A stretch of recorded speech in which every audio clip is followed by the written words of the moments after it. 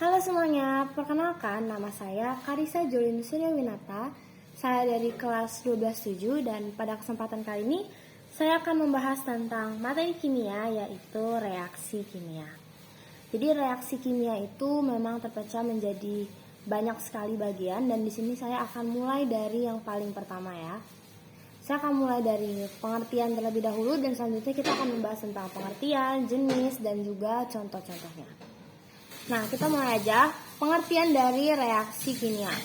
Reaksi kimia itu sendiri adalah suatu perubahan yang terjadi ketika suatu atau lebih zat atau reaktan itu saling berinteraksi untuk membentuk zat baru atau produk dengan sifat-sifat yang berbeda.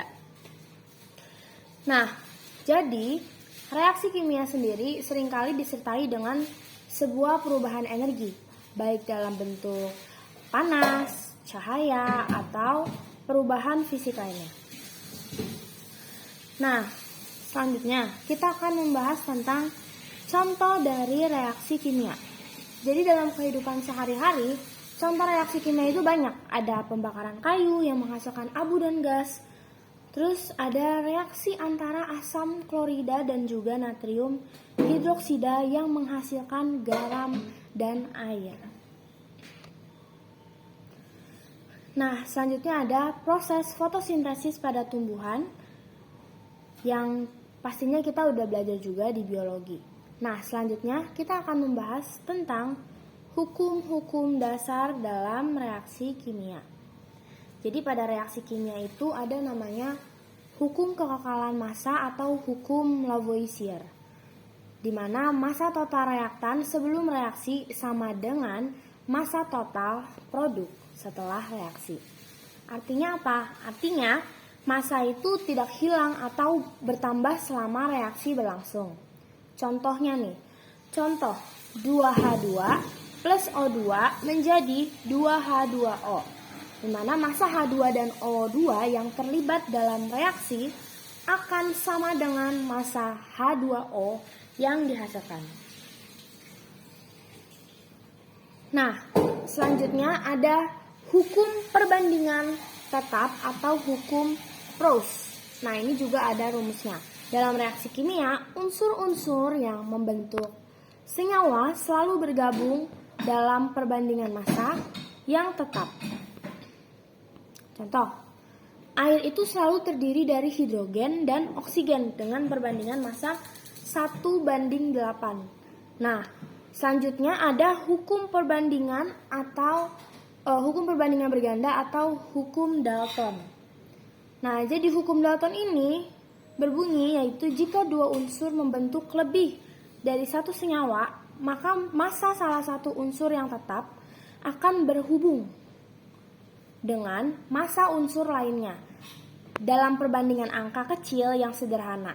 Contohnya, karbon monoksida atau CO dan karbon dioksida atau CO2. Dalam CO, karbon dan oksigen itu berada dalam perbandingan massa 12:6. Sedangkan dalam CO2 sendiri perbandingannya itu 12:32. Nah, selanjutnya kita akan membahas tentang jenis-jenis dari reaksi kimia sendiri. Ini akan dibagi menjadi beberapa bagian. Yang pertama kita akan membahas tentang reaksi sintesis atau pembentukannya, yaitu dua atau lebih zat yang bergabung membentuk suatu produk baru. Contohnya 2H2 plus O2 menjadi 2H2O.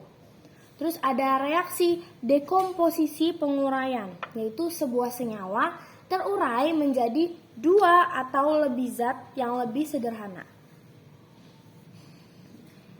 Contohnya kayak 2H2O2 menjadi 2H2O plus O2. Selanjutnya ada reaksi penggantian tunggal atau displacement, yaitu satu unsur menggantikan unsur lainnya dalam senyawa. Contohnya apa nih? Contohnya ada Zn ditambah CuSO4 menjadi ZnSO4 ditambah Cu.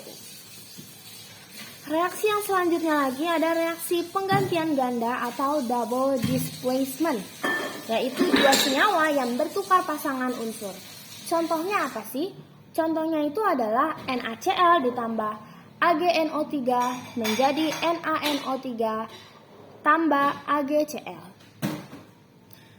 Selanjutnya ada reaksi pembakaran atau combustion. Nah, jadi combustion sendiri adalah suatu senyawa bereaksi dengan oksigen yang menghasilkan energi dalam bentuk panas dan seringkali cahaya. Contohnya ada CH4 ditambah 2O2 menjadi CO2 ditambah 2H2O ditambah energi. Selanjutnya ada reaksi redoks atau reaksi oksidasi reduksi. Nah, jadi reaksi ini adalah sebuah reaksi yang melibatkan perubahan bilangan oksidasi unsur-unsur yang terlibat. Nah, oksidasi ini adalah pelepasan elektron, sedangkan reduksi adalah penerimaan elektron. Contohnya, 2Na plus Cl2 menjadi 2NaCl. Nah, di sini kita bisa lihat bahwa Na ini teroksidasi dengan Cl2, tereduksi. Nah, selanjutnya kita akan membahas tentang faktor-faktor yang mempengaruhi kecepatan reaksi kimia. Nah, pertama faktornya itu adalah konsentrasi reaktan yang semakin tinggi. Konsentrasi reaktan semakin cepat laju reaksinya. Karena peluang partikel bertumbukan lebih besar. Nah, selanjutnya ada faktor yaitu temperatur. Nah, jadi temperatur ini adalah peningkatan suhu yang meningkatkan energi kinetik partikel yang mempercepat tumbukan antar partikel dan dapat mempercepat reaksi itu sendiri.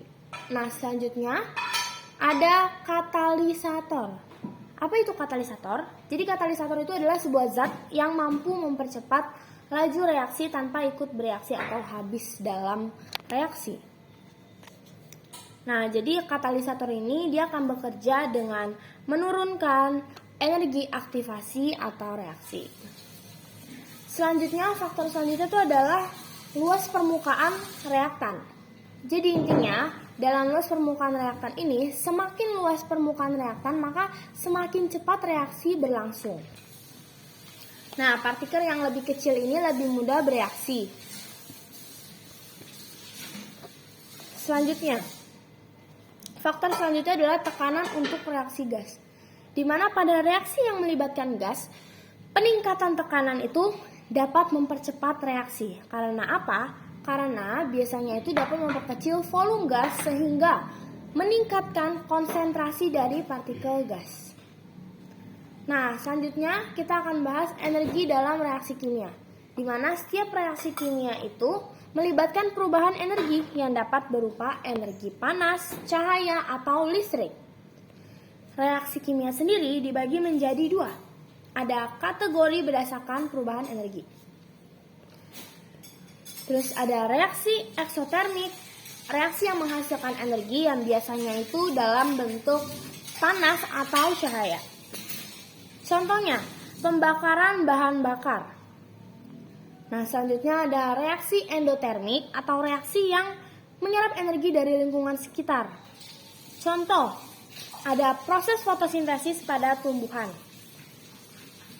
Nah, jadi kesimpulan pada pembahasan kali ini yaitu reaksi kimia adalah proses penting yang memungkinkan sebuah perubahan dalam struktur dan sifat materi.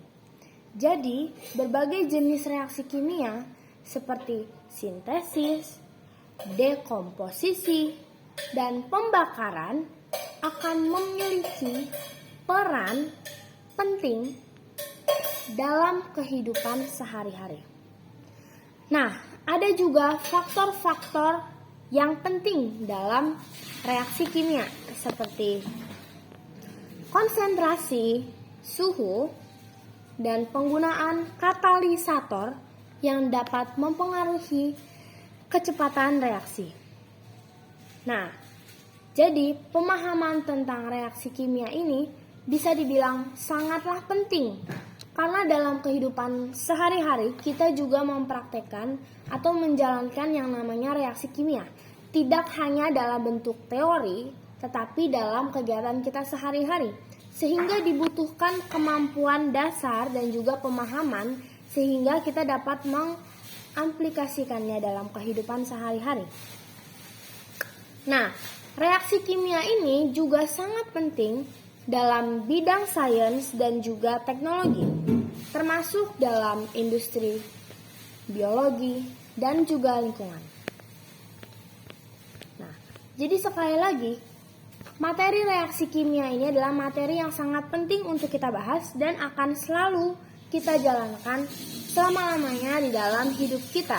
Dan pastinya reaksi kimia ini sendiri akan semakin berkembang seiring berjalannya waktu di mana teknologi akan semakin meningkat.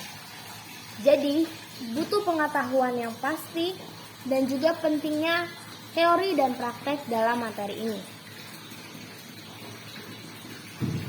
Sehingga untuk kedepannya, penting bagi kita untuk memahami pengertian dari reaksi kimia, jenis-jenisnya, faktornya, dan sifat-sifatnya yang berbeda, dan juga penerapannya dalam kehidupan sehari-hari. Nah, itulah penjelasan dari saya tentang reaksi kimia. Semoga penjelasan saya dapat dimengerti dan dapat menjadi sebuah pembelajaran lagi buat teman-teman yang menonton video saya pada kali ini. Terima kasih telah menyaksikan. Saya Karissa Jolin Surewinata dari 12.7. Saya izin pamit. Terima kasih telah menyaksikan.